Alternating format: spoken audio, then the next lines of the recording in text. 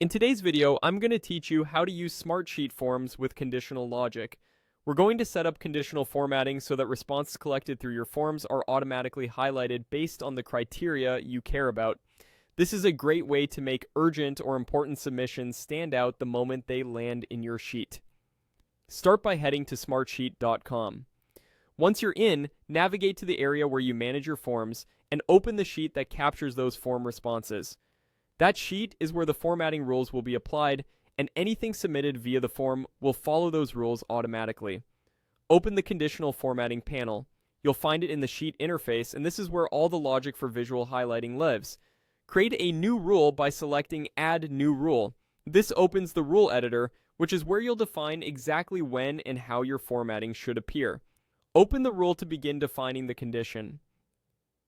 You'll start by choosing the column that should drive the logic. For form-driven workflows, this is often a drop-down like status, a checkbox like urgent, or a date column such as due date.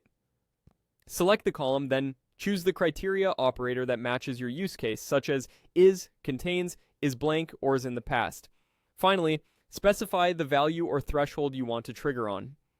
For example, you might set the rule to fire when status is high priority or when a checkbox is checked. With the condition set, choose the formatting that will make the result clear at a glance. Adjust the font style and size if needed, and pick a font color that's accessible. You can also set a background fill color to make items pop on the grid. Keep contrast in mind so that text stays readable for everyone. If you want the entire submission row to stand out, enable the option to apply the formatting to the entire row. This makes it much easier to scan your sheet and quickly spot items that meet your criteria, especially when you're reviewing many form responses. When everything looks good, confirm your choices by clicking OK.